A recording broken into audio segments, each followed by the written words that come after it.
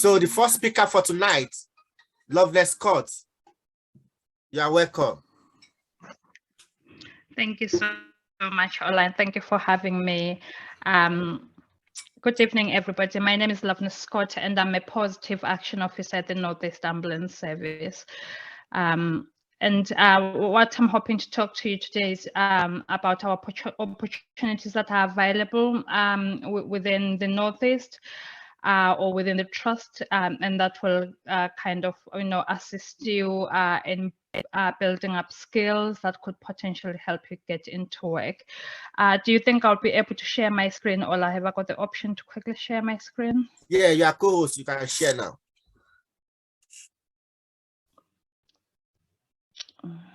Bear with me.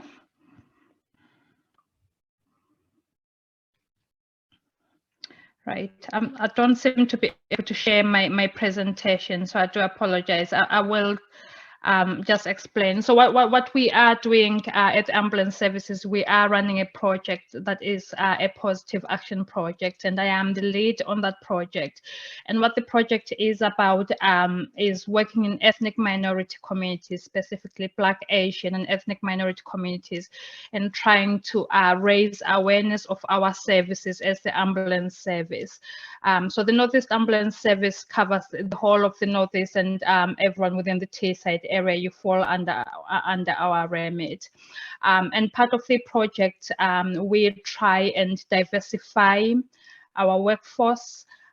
So that includes paid employment and volunteering. So what we do, or what I run, is recruitment workshops, and these will be at least once a month going forward. And what the recruitment workshops will do is give you an idea on how to apply for jobs with ourselves. They will give you, try and simplify the complex process of applying jobs within the NHS, but with the ambulance service in particular.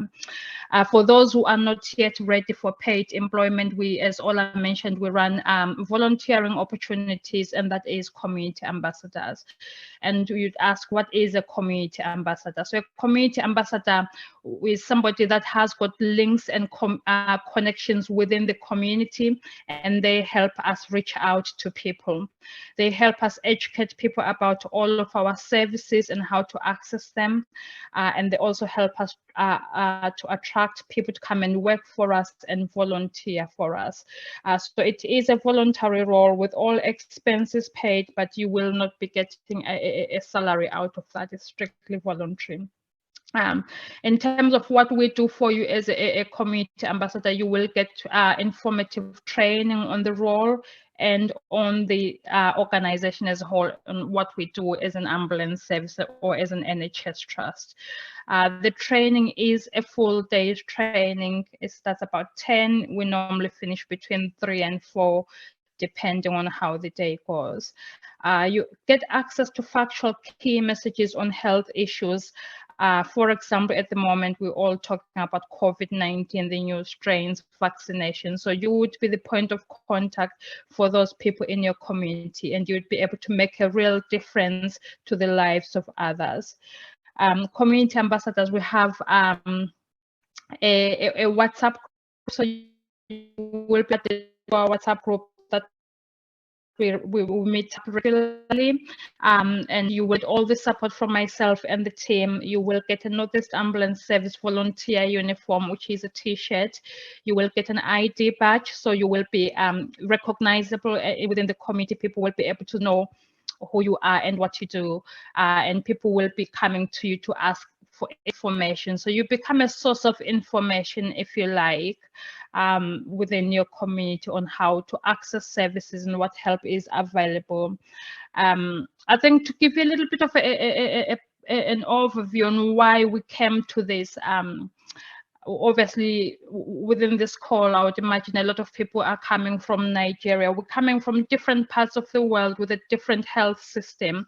When people relocate or move into the UK, there isn't anywhere where you can go and get all the information on how to access the health services, but more specifically how to access emergency services if you ever were faced with an emergency. So the project is trying to raise awareness, trying to educate people so people know what to do if there was an emergency. How do you dial 999? When is it appropriate to dial 999? The use of 111 and all the other little bits that are available. So I'm hoping that some of you will be putting yourselves forward to volunteer with us. Ola will probably hopefully share my details. You can reach me by email. You can also reach me by WhatsApp, text, or telephone, and I'll be happy to take any questions.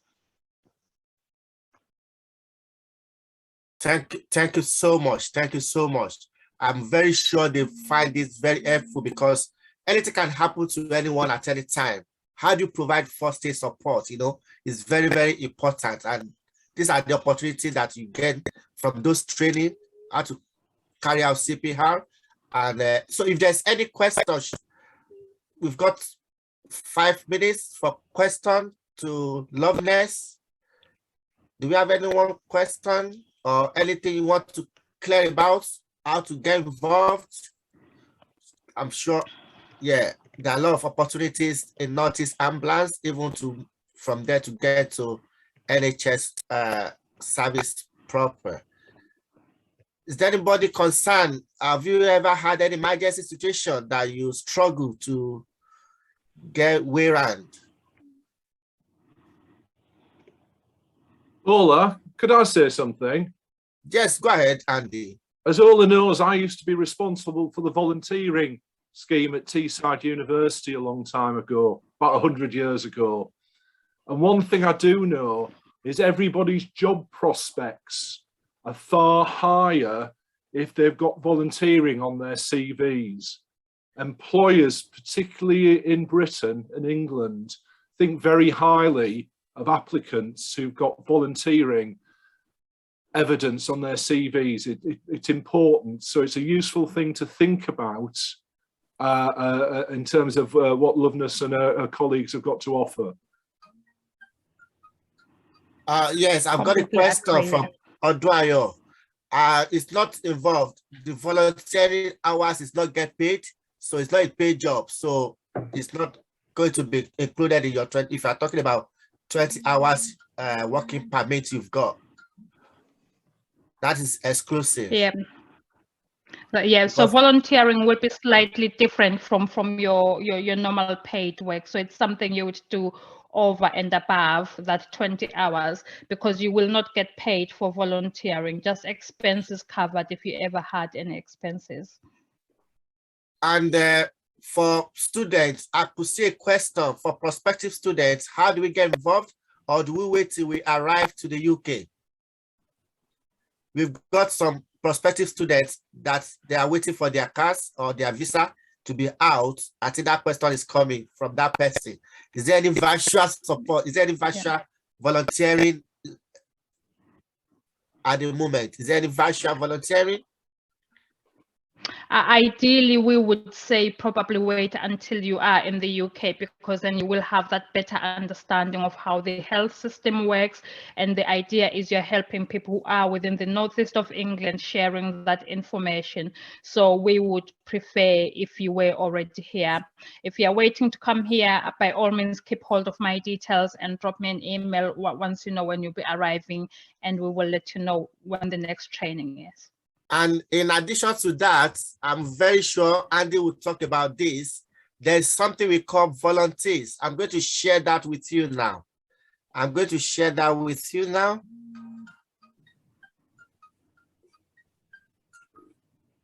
So as a student, if you come to Teesside, you need to register under volunteers. When you register under volunteers, you are not get paid for this, but you can get rewards, through awards, through recognitions, through celebrations. Teesside University always celebrates number of hours. So once you register to volunteers, you could search for any volunteering hours you work with Northeast Ambulance, or any relevant related opportunity you sign up with. You can be recording those hours, and those hours, you'll be calculating those hours you work, and it will give you a kind of award there's a number of hours you need to work that will give you the opportunity. So once you come in as a student, just search for volunteers Teesside. If you search for volunteers Teesside, let me just go on Google to see more of this. Yeah.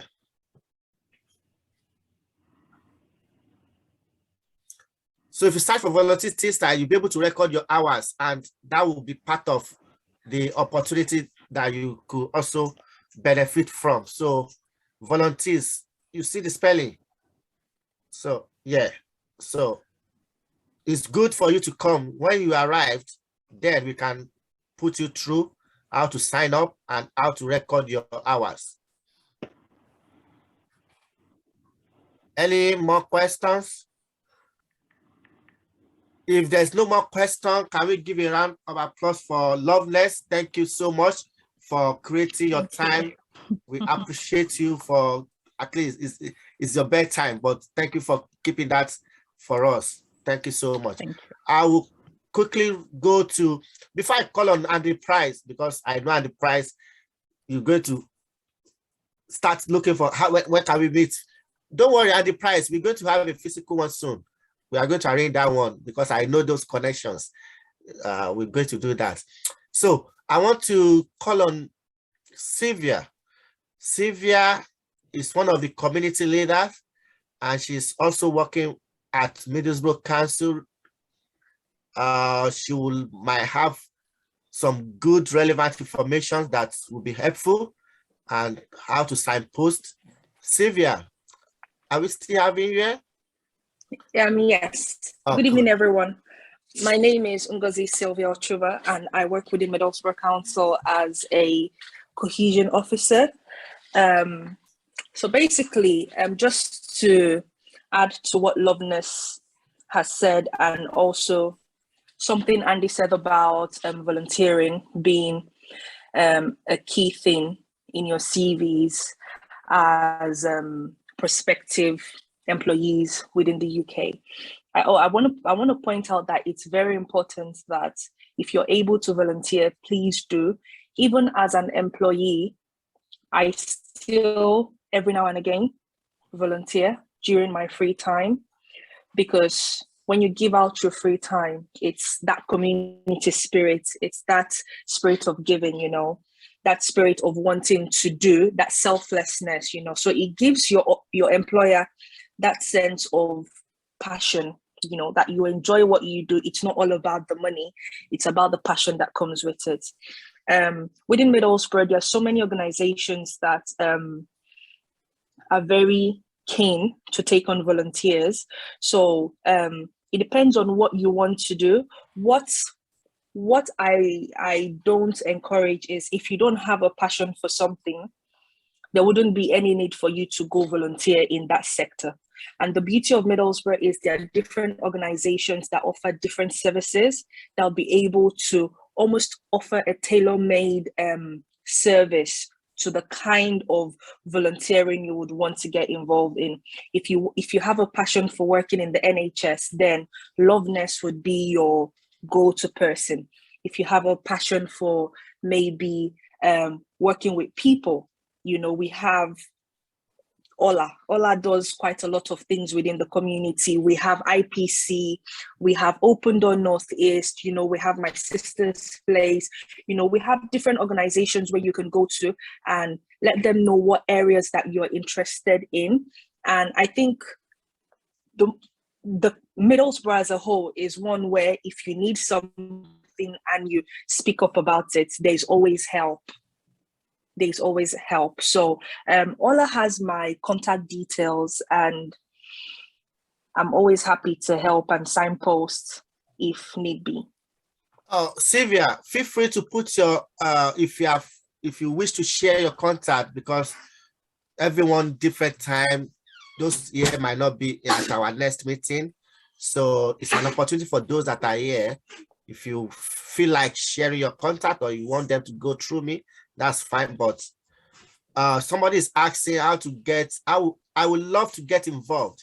What's the process like? I'm not sure, Simpa or Monori, which one are you thinking of getting involved? If you're already here, if you go to Volunteers Teesside, as Sylvia has mentioned, there are a lot of opportunities. But if it is for a Northeast Ambulance Service, we've got email of Loveness already here. I will put it on the chat again if you haven't got it. So you can contact her and she will guide you on the process and procedures. Thank you once again, Sylvia.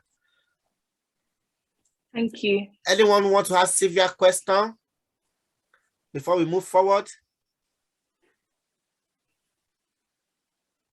I know if any one of you join from Nigeria, I know this is 1 hour ahead, so I wouldn't want to keep us here more than required. So without wasting, I've just put my email address in the chat. So absolutely fine. So we've got the email address there. So if there's any follow-up chat you feel like, please feel free. Thank you so much, Sylvia. Thank you for finding time to be here. We appreciate you. I want to use this medium to say you welcome once again. I'll be testing of hearing you, seeing you again, but I'm happy, I'm fortunate to see you tonight. Andy Price, how has life been, Andy? Life's pretty good, Ola, I think, other than the snow that appeared from nowhere 2 days ago, which was a bit scary and a bit cold. But otherwise, it's fine. Thank you very much. Thank you so much. For those of you that you've been disturbing me on the phone, you'll be asking, be curious, wanting to know how is Middlesbrough look like. I think I told you that question when I first met you, that somebody told me, oh, are you going to Scotland? Are you going to this? Are you going to Middlesbrough? They think it's very close to each other, well, not knowing that quite different. So you are the first contact I met, and that day I met you has been amazing. It has been the foundation of a lot of things that I'm able to tap into. So I want to use this medium to say thank you so much, and thank you for the support you gave, in particular to Enactor's Teesside team. Very much appreciated. So you have the floor and the prize. Okay, thank you very much. Thank you so much, Ola. I'm going to share my screen in the moment, or I'm going to try to, and I've put a little PowerPoint presentation together. But what I'd like first is if people would just switch the videos on so I could see them and say hello. I'd really like that. Would it be possible just for a few moments to put your videos on, and then I will say hello to you. Hello, hello. Who else is there? Hello, hello to you. Fantastic. Aren't real people better than photographs? Is anybody else there? Hello there. It's nice to see you. Good. Beaming your way wherever you're beaming from. That's fantastic. Oh, there's a smiling face there. Thank you very much. Hello there. How are you doing? This is great. Oh, somebody's got a sunny day there. How have they managed that? That's fantastic. Well, thank you for doing that. As Ola said, I bumped into him a few years ago on the campus of the university, and I'm from Middlesbrough. I'm originally from the town, and I was an academic at the university. I was teaching at the university, but I'd lived abroad. I'd lived outside of England, and I knew it's a brave thing to do, to go and move to another country for your education or something like that. So I respect people who do it, and also I think you can feel a little bit unhappy or a little bit insecure, or you're a bit isolated. And I thought one of the things I should do is say hello to people. So I said hello to Ola, and we had a little chat, and he said something interesting to me, and I thought, oh, there's somebody who's interested in his thing, and I introduced him to them, and so it went on. And what I want to do today for all of you is give you a little bit of an insight into Middlesbrough.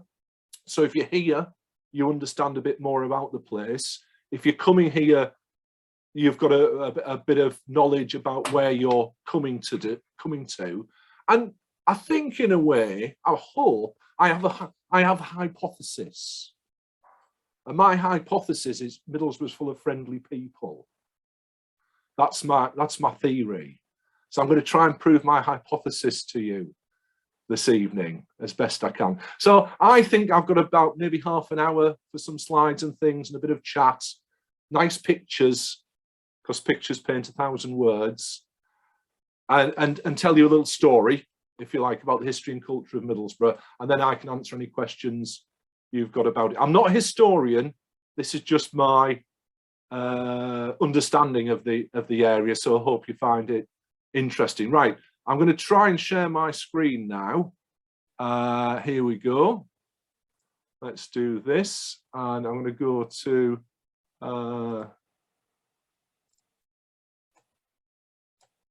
okay, Hilde, can you see that slide?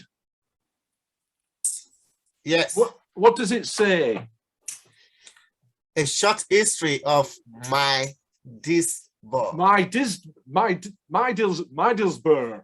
We don't know what that's. We don't know how that sounds. We don't know how. But in the Middle Ages, 1,000 years ago, that's what Middlesbrough was called. That was its original name 1,000 years ago. So that's what I want us to try and get a little grasp on. So I'm going to talk about the history of and bring you to the present day. Okay, so where are we? Okay, Middlesbrough is a town, industrial town in northern England. As Hilde says, we're not in Scotland. We're close, but we're not in Scotland. It's got a population of about 140,000 people, and it's part of something called the Tees Valley. And there's other towns here: Stockton, Thornaby, Redcar, Billingham, Hartlepool, Darlington. And we're on the border of two counties, Yorkshire underneath us and Durham above us, which is quite important to the culture of the area. And here's a little graphic. We can see Middlesbrough down here in the orange, and it's part of a bigger area called Tees Valley these days, which is quite a big conurbation. So this is where we are at the moment. But if it's the Tees Valley, why isn't it called Tees Valley University? Why is it called Teesside University? Hilde, do you know? No, I think I'm gonna answer. Yeah, I was thinking, even people asking why would Middlesbrough, Teesside based in Middlesbrough, and why was it called? I said, I don't know, maybe it's political. Well, I'm going to tell you now. When I was born, Middlesbrough was in North Yorkshire, and it used to be in a place called North Yorkshire. But when I became a teenager, they thought, that's no good. We're going to change the name to Teesside. So what was North Yorkshire became Teesside. And that's when the university was established. So at the time, calling it Teesside University was a good idea. And this was about the 1970s.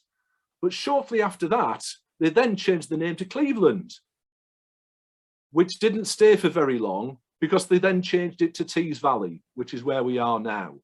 So in my lifetime, which is about 200 years, I'm joking, it started as North Yorkshire, it then became Teesside, it then became Cleveland, and it then became Tees Valley. So the reason as the university is called Teesside University is because it was established in the 1970s when it was Teesside, essentially. But it is a little bit confusing. In this country, the government like changing the names of things. That's one of their favourite activities.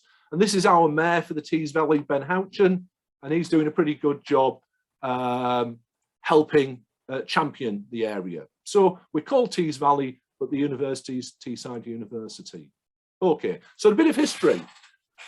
In AD 686, which is about 1,400 years ago, all they know was there was a church here with 12 monks. That was it, nothing else, where Middlesbrough is.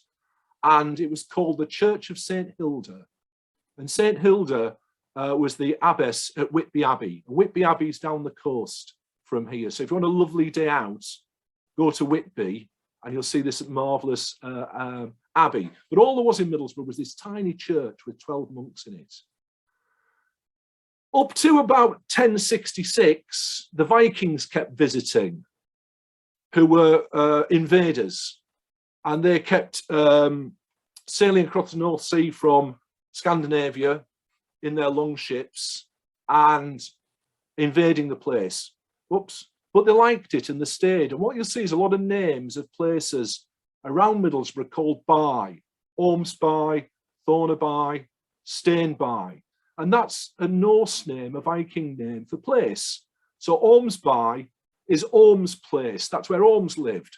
Thornaby is where Thorn lived. Stainby is where Stane lived, and the same for Linthorpe and Nunthorpe. So there's lots of Viking names around Middlesbrough, which show the influence of the Vikings in the area. And in fact, if you go outside Middlesbrough, there's a famous small mountain called Rosebery Topping. And you can see it from Middlesbrough, you can see it from the top of the university. And in Viking times, it was called Odin's Seat. And Odin was the god of the Vikings. And the Vikings loved Rosebery Topping so much, they said that's where Odin lived, which shows you they must have been very interested in this area and held it in high esteem. So the Vikings came, and then 1066 in England was William the Conqueror invaded from France and took the country over. And he gave Middlesbrough and the whole area to one of his knights, who was called Robert de Brew. And he ended up owning Middlesbrough and all the surrounding areas. And in fact, sometimes the River Tees, which flows through Middlesbrough, actually was the border with Scotland. So although we were closer to Scotland in 1066 than we are now, we've managed to move the border further north, but the Scots did come south quite often. And Robert de Brew here is related to Robert the Bruce, who became the King of Scotland. So there's a lot of influence of the Scottish court here. But this was the influence of William the Conqueror, who handed out all of England to his knights, which must be nice if you're one of his knights. So what happened? Well, by about 1801, the first map of Middlesbrough was made, the most formal map. And all there were was, I think, 4 farms and 25 people. That was the whole of the town, was just a couple of farms. So this is 1801. Frankly, there was nobody here to speak of at all. So what happened? Where did this enormous town come from? That's the question. And that's what's interesting. Well, a few things happened. Some of you may know that the first railway train was built nearby here, and it was the Darlington to Stockton line. This is the first steam engine ever. And when they wanted to export more coal, and it was used for pulling coal, Joseph Peace decided that he wanted to build an extension to the Darlington-Stockton line to export coal. So he took a trip down the river and he spotted some land and he said, we'll do it there and we'll call it Port Darlington. And that's where Middlesbrough started. So all it was a junction on the Stockton to Darlington Railway, the first railway line in the world to export coal from Durham. So he set up the extension to the railway line, had a landing at this place called Port Darlington, but it was an amazing success. And by 1839, Middlesbrough had to build its own docks to deal with the mass of coal that was being exported and the goods that were being imported. So this one development from the steam age, from the railway age, created the start of the town. Well, that's pretty good. But then something else amazing happened. A guy called Henry Bolko was living in Middlesbrough, and he was riding his horse one day across the Cleveland Hills, and you can see the hills from the university, and he noticed something on the ground, and when he looked, it was iron ore. It was the rock that you use to smelt iron, and that was the growth of the iron industry in Middlesbrough. And with his partner, John Vaughan, they set up the first iron smelting works in Middlesbrough. And within a short time, they were exporting all around the world. And Middlesbrough was known globally for the iron that was made here. So they had the coal from Durham, they had the iron from the local area. And this map shows Middlesbrough up in the top left-hand corner. And all these little dots, this is up on the moors in the countryside, these were all ironstone mines. And all of these mines supplied iron to these ironworks in Middlesbrough in Victorian times. And this is where the ironworks are, way out in the countryside. And this is an interesting picture. This is something called the incline. and it shows a railway that was built up the side of the hill to bring the iron down to Middlesbrough to make bring the ironstone down to make the iron with it. Hard work, really hard work. Lots of ironstone miners digging underground, a lot of people working in the ironworks to make the iron, but it made Middlesbrough incredibly successful. And in 1853, the government gave the town a royal charter, and from a few farmhouses 50 years earlier, it was developing into a really successful town. And on the right here is a layout of the centre of the town at the beginning, and it's in a grid system. Does anybody know any other very famous towns in the world that are based on a grid system? Well, I'll tell you what it is. It's San Francisco. And San Francisco was growing at the same time as Middlesbrough, so they copied it. They thought we'll have the same sort of layout for our town. So this was going very, very well. And in fact, the Prime Minister, William Gladstone, visited and said, this is a remarkable place, the youngest child of England's enterprise. It is an infant, but it's an infant Hercules. And if you remember Hercules from the Greek fables, and he was saying that Middlesbrough was going to become a power in the world, a commercial power. But then even more impressive things happened. Balco and Bourne were very interested in engineering, and they learnt about a way of making steel through the Bessemer process. And they established the first steel works in Middlesbrough. And this was another enormous success. And very shortly, there were dozens of steel plants all over the town, exporting steel all over the world. And this is only 1875, so it's what, 150 years ago, before lots of countries other countries were making steel. So it had grown from iron making to steel making, and it was a huge success. So this is a map of Middlesbrough in 1882. We can see the river here. We can see all these are steel and iron works along the side of the river, and here's the housing. Here's where people are living in the town centre. And it's starting to grow, and it's starting to develop, and it's starting to get well known. Here are the docks that we saw the photograph of. Oops. Can I go backwards? Probably not. Okay, don't worry. And here's a photograph of what this is what it would have looked like at the time in Victorian times. A bit dark, a bit dirty. There would have been a lot of industry, a lot of smoke. It would have been quite unpleasant to breathe, and quite a dangerous place to work in actual fact, but a big success. And then another remarkable thing happened in the early 19th century. The town of Billingham, which is next to Middlesbrough, was chosen for the site of a new chemical works. And what happened was the company that owned it became the Imperial Chemical Industries Limited, and ultimately became the biggest company in Britain. So Middlesbrough had next to it a giant chemical industry called ICI, Imperial Chemical Industry, and a lot of the town worked there. So in a very short period of time, in less than 100 years, iron manufacturing happened here, steel manufacturing happened here, chemical manufacturing was happening here, and there was even shipbuilding happening here.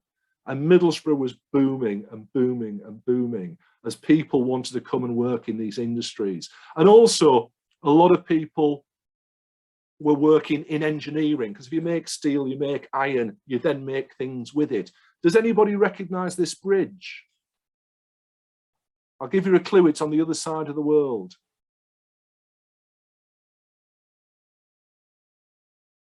It's the Sydney Harbour Bridge, and it was made in Middlesbrough. So if you go to Australia, if you go to Sydney and look at that bridge, it was all made in Middlesbrough and then transported to Australia and then constructed. Now here's an interesting thing, my friends. So this is the Dorman Long Ironworks in Middlesbrough, and here's a poster for Dorman Long and Co. Steel manufacturers of Middlesbrough, and you can see their offices: Manchester, Wolverhampton, Glasgow, Australia, South Africa.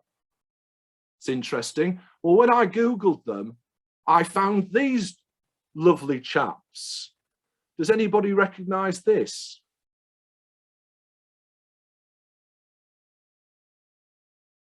This is Dorman Long, Nigeria today.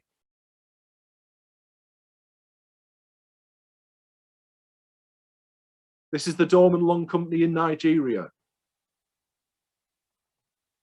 So my feeling is they must have had a company in Nigeria that's subsequently been taken over and is now being managed and run locally. And it was brilliant to see there were still people working with the Dorman Long name in Nigeria. It was fantastic. So moving on. So this is Middlesbrough. I remember when I grew up, this is what it looked like. It was an ordinary working town, very working class. Everybody knew each other. Everybody lived near their relatives and near their neighbours. It was very friendly. It was a nice place to grow up. But what happened with those booms in iron and steel and chemicals is the town grew enormously. From in 1801, 25 people, then 1500, 5,000, 18,000, 55, 91. It was growing at a huge rate. Well, where did these people come from? Well, they were immigrants, and they came from all across the rest of Britain and abroad. So they came from Ireland, Scotland, Wales, Midlands. I've got relatives from Ireland and Scotland and Wales and the south of England. My wife, who's also from Middlesbrough, her parents, some of her family are from Germany. So Middlesbrough was a really big melting pot of people from different cultures. Here's some lovely looking guys getting ready to go to work in the steelworks. But it's an interesting phenomenon. There was nobody here 100, 200 years ago. So everybody who lives in the town, their relatives came from outside. Their relatives came from somewhere else. And I think that's quite an interesting phenomena. And they came looking for work. That was the thing. The work in the steelworks and the ironworks was very, very well paid. And that's what they were looking for. But I was thinking about this, about what Middlesbrough people are like, and back to my theory and my hypothesis. And I think one of the things is people in Middlesbrough are very hardworking. Their parents, their grandparents came to work hard in the steelworks, but they are friendly. They want to get on with people. They want to see the best in people. They're also quite modest. They don't like to make a noise about things. They're quite reserved. And you'd probably think that about the English, but I would say particularly people from Middlesbrough. And they're very down to earth, they're straightforward and no nonsense. And they don't like people who show off too much. But I think it's a nice combination. And this is a picture of something that happens in Middlesbrough called the Orange Pip Market. And it's put on by the council every couple of months. Obviously, COVID's been a problem. There's a lovely atmosphere, and there's food and there's music and little stalls selling things. And it just shows how friendly the place can be. Oh, and I don't want to offend people who are teetotal, but people in Middlesbrough do like to have a drink. They do like to go to the pub and have a pint of beer. And an interesting fact, Ola. Yes. Do you know a drink called Guinness? Have you heard of a drink called Guinness? Yeah. Yeah, it's made in Ireland. It's made in Ireland, isn't it? Brewed in Ireland. I think we make more original of it from Nigeria. That's right. I knew that, you see. I was going to say, and Nigeria is the world's biggest producer of Guinness, which is an amazing fact. Yeah. I love that. So that's cool. So you'll find plenty of pubs in Middlesbrough, because a lot of the people in Middlesbrough came from Ireland. So they love a pint of Guinness. So what happened though in the 1980s, like a lot of Europe and the Western world, there was a lot of industrial decline. A lot of those industries did suffer.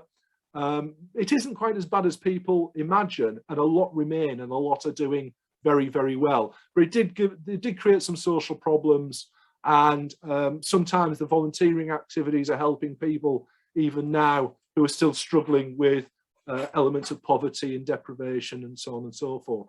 But the town's coming back, and the town's coming back in a big way, and I'm very, very proud of it. Now, if you want to make friends with people in Middlesbrough, I've got one big tip for you. There's one thing that you've got to pretend you're interested in, and it is the borough. So repeat after me. I love the borough. Oh. I love the borough. What's he talking about? Well, this is the borough. This is Middlesbrough Football Club. And this is for a lot of people, the heart of the town. And it's what they care about the most. And if you want to make friends in Middlesbrough, it's really simple.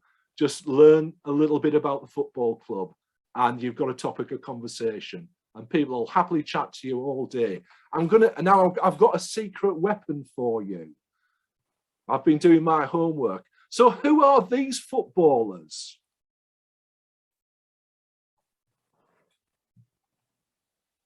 Does anybody spot a pattern here? Can anybody tell me? Of course. Yes, those are Mikel, Yakubu, and Joseph Yobo. Yes. And Essien. Yakubu, Kenneth Somero, yeah. So these are all Nigerian footballers who play or played for Middlesbrough Football Club. So Middlesbrough has employed and still employs quite a lot of Nigerian footballers, which I thought was very, very, very exciting. Yakubu was my favourite in years gone by. He was a brilliant footballer, loved watching him. But once again, this could be your secret weapon in terms of your inside knowledge of the borough. That would be a great thing. But I was really excited when I saw this. And obviously, they do that is Kenneth Omerio. Yeah. Kenneth. Do you know Kenneth? This one. With white. Kenneth Omerio. Do you know him? Yeah. Yeah, he brilliant.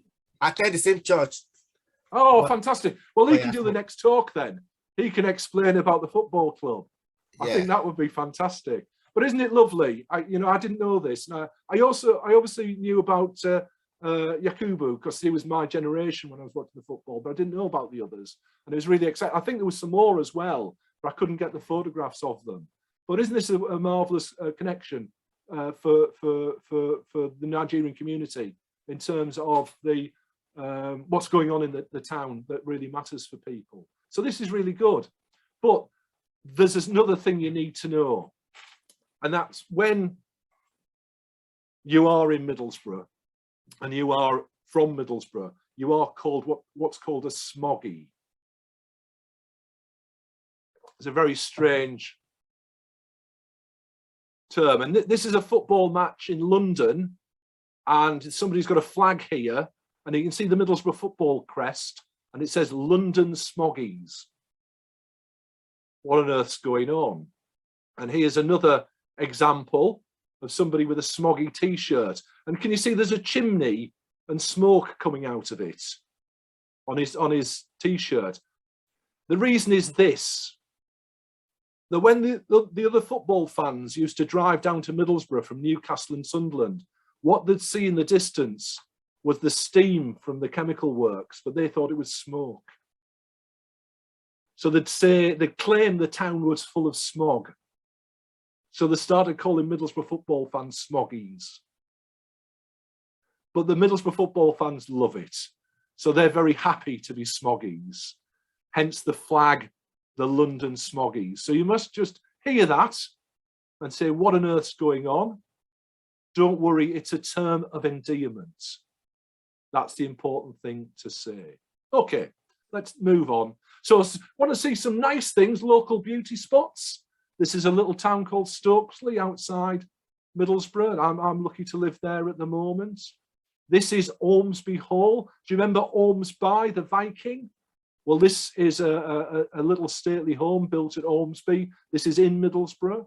This is Saltburn, which is a lovely little town on the coast near Middlesbrough. And if you see the cliffs there, when the Vikings saw the cliffs, they called them cleaves. And that's why it was called Cleveland. It was the Viking for Cliffland. So you can see the cliffs there. This is another little fishing village called Staithes. Once again, not far down the coast, and then back to Whitby Abbey. But Middlesbrough is a very industrial place, or has been, but it's surrounded by the most beautiful countryside and the most delightful places to go. And it's easy to get out of the town and get into the fresh air and feel at one with nature. There are some beautiful places around here, and principally the North Yorkshire moors, which go on for miles and miles and miles to the south of the town. This is where the ironstone was dug, and they are a marvellous place to visit.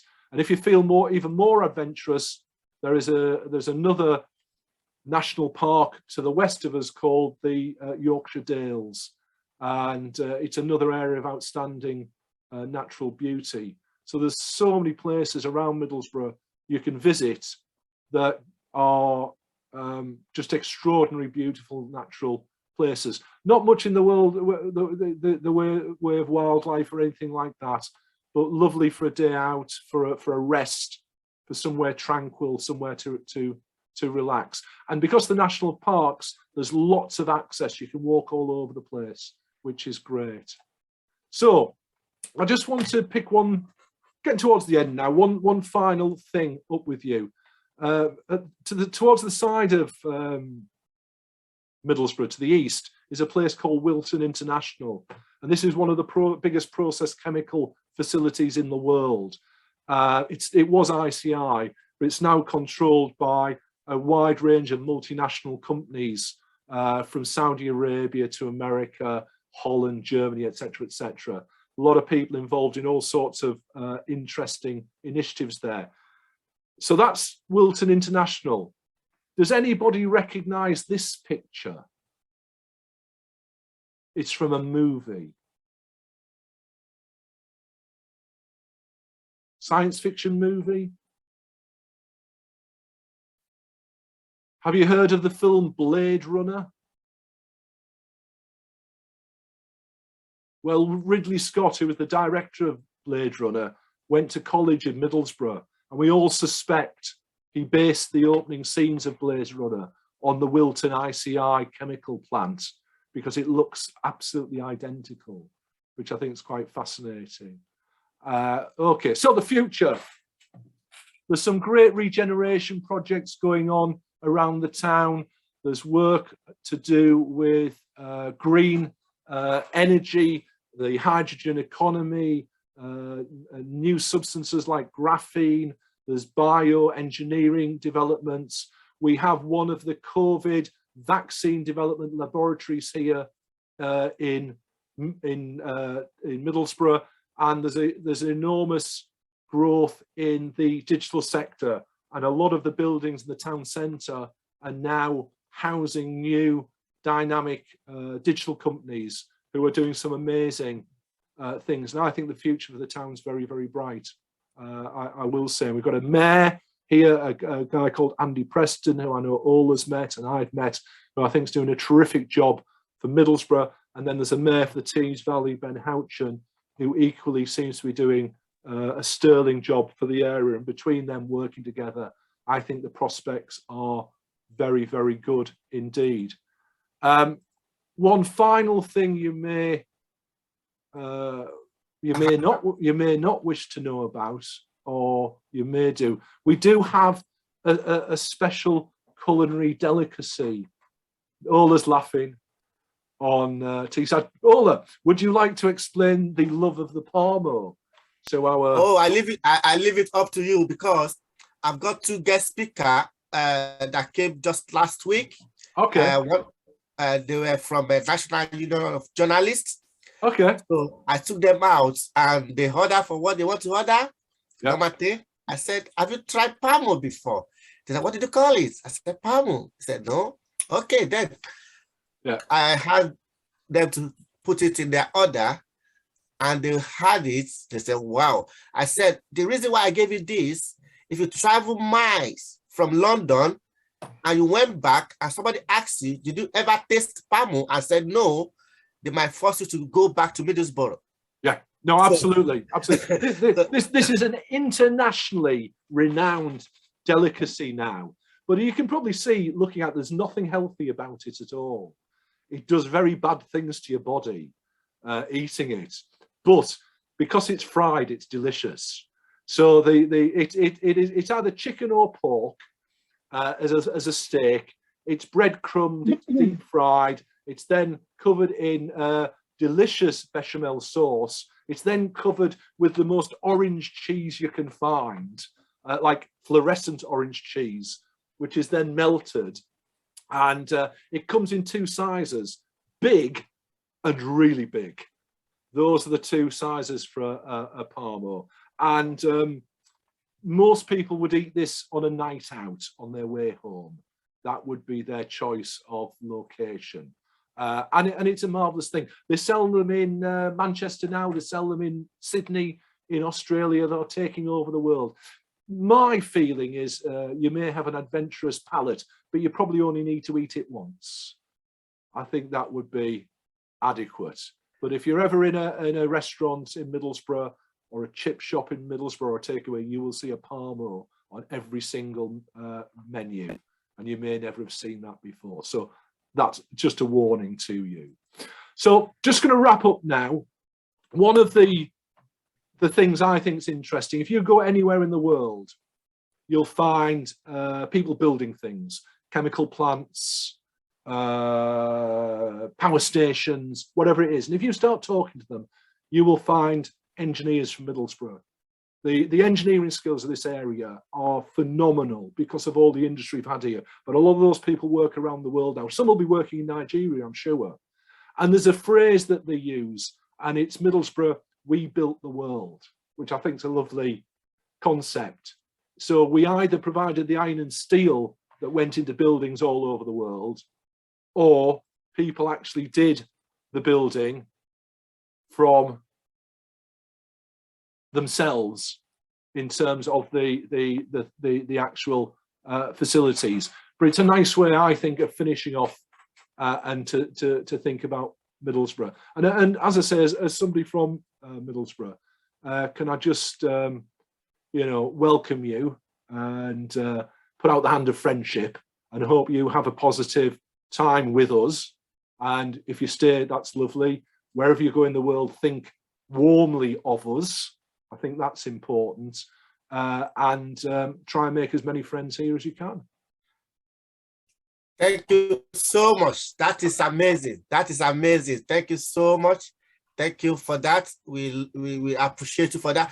I'm sure some of you might have some questions to ask. So I'll open the floor for you if you've got questions. But before then, I just want to show Andy something. I saw Andy Price. Andy Preston, the mayor of Middlesbrough, posted this today. Is it today or yesterday? Did you see that? Middlesbrough can talk. Oh yeah, I saw that. Yeah, yeah. It's an American town with the same name, slightly different spelling, but in fact they've got the right spelling, which is which is ironic. Yeah. So somebody wants to know where they can get the Parmo from. Everywhere. Yeah, everywhere. Yeah, everywhere. It's hard to escape it. And we'll maybe possibly when we invite Andy for the physical meeting, we will have a lot of Parmo for you. So all of you, if you want to come to that meeting, it will be I'll do you part of the menu. I'll do you a deal, Ola, because I like to eat interesting food. So I'll bring some Parmos if you'll bring some Nigerian food, all of you. For me that to is try. A deal. That is a deal. Would that work? Yeah. That's what I get excited about. Because I love trying things from around the world. So that would work well for me. So that could be our deal. I'll do the Parmos if you do some interesting dishes from Nigeria for me. Can we all just say thanks to Andy? Can we just put our video on to appreciate his time, this well-detailed information? Those of you that you are just coming, at least you know Middlesbrough before you get to Middlesbrough. So let's say hop, borrow, and share up to share Andy hop. Let's say thank you very much. Borrow. Thank you. Borrow.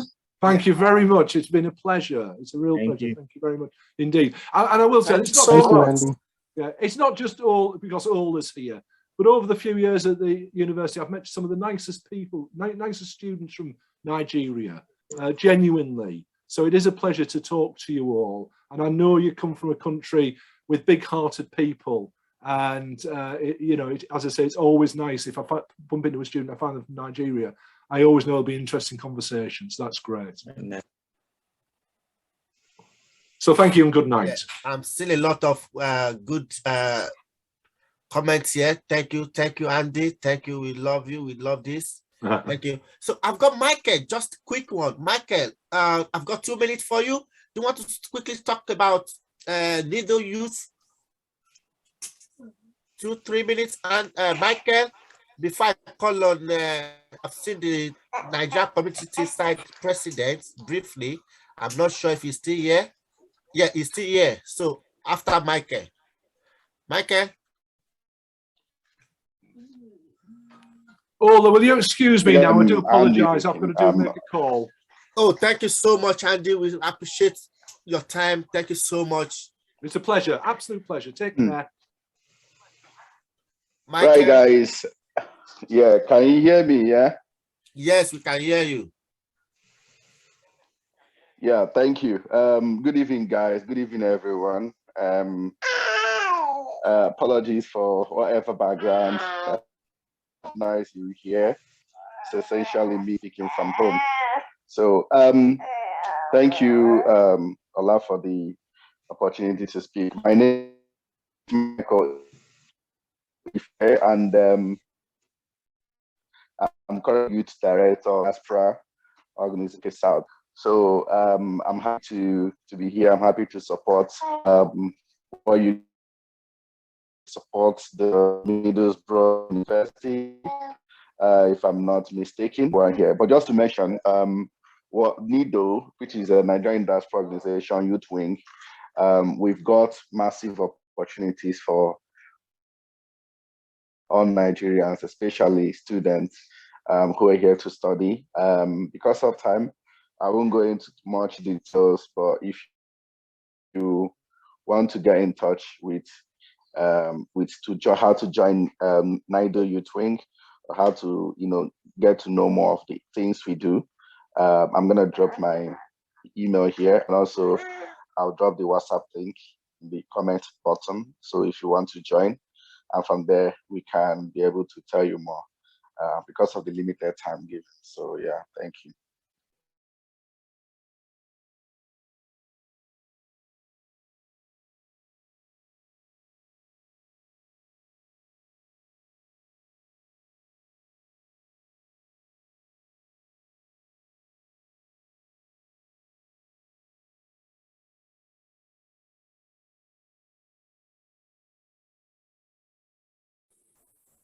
Ola, you need to unmute. Oh, Mr. T, the president of Nigerian Community on Teesside, Mr. Tola Shejayoba, please have a floor, sir.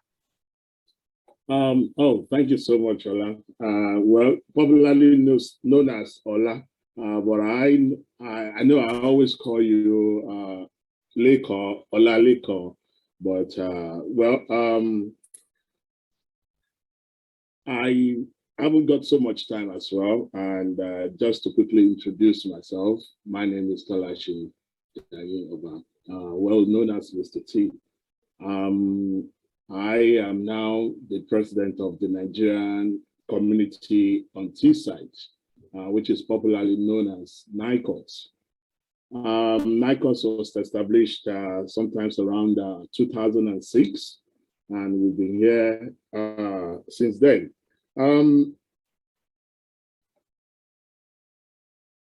With NICOT, we have so many ESCOs. I wouldn't want to bore you with all of these NICOT things, but I just decided to come into this meeting because I used to be a student of Teesside University as well once. So, and then we decided that we need a situation whereby all Nigerian students that are coming into town need a platform to get together for us to be able to understand and know what is actually happening with all of us. And because I have just been elected to the office, and part of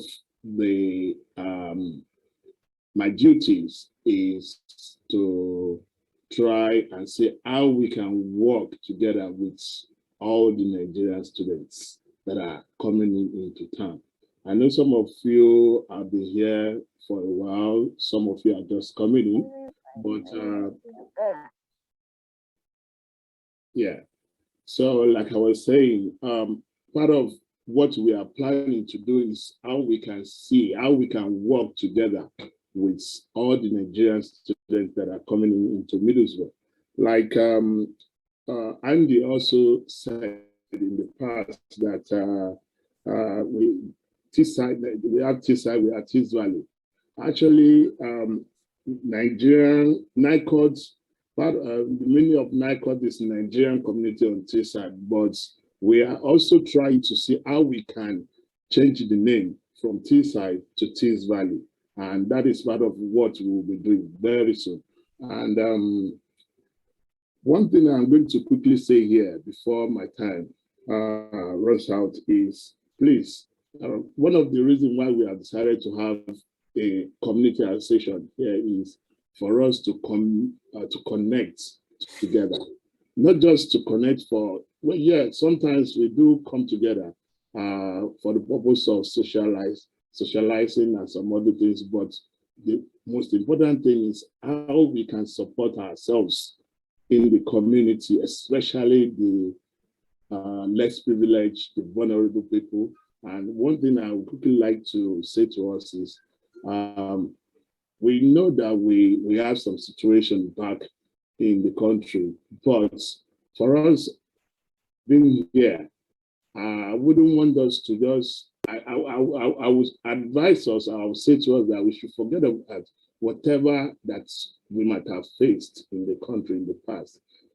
But for the fact that we are here, we need to be together, stay as one.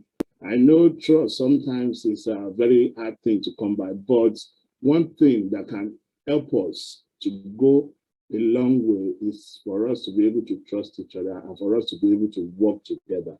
If we are able to do this, I believe we can achieve so much in this part of the world. So, and I will advise every one of us to please do your best. Do your best to support anyone that you have the opportunity to support. Like how we, well, I can't go without still comment, say one or two things about Mr. Olalekan Baby. Since I've met him and I've seen a lot of different things, different jobs that he has done, especially when it comes to unifying the community together, trying to speak for the community, especially the Black community, most especially again for the Nigerian community as well. I've seen a lot of this, and personally, I've also been inspired. So these are the examples that I would also want us to also look at and see what we can also do to make a difference in our community. So for now, I will say we are still trying to come together to see how we can work hand in hand. Part of that, maybe sometimes I'll be coming into the meeting anytime you are having meeting, and we'll see what we can do. Sometimes if it is possible, if I'm unable to come to the meeting, I'll be able to talk to Ola as well, and to see how we can make things work for us. And I want to also say thank you to every one of you that have attended this meeting today, and all of you that are also interested in whatever we do as a community, as one people. So thank you all, and until another time, I will, well, from time to time, like I said, I will also be joining you in the meeting. So thank you all for being here today. Thank you. Thank you so much, sir. I think some people were asking questions about cars. They haven't got their cars.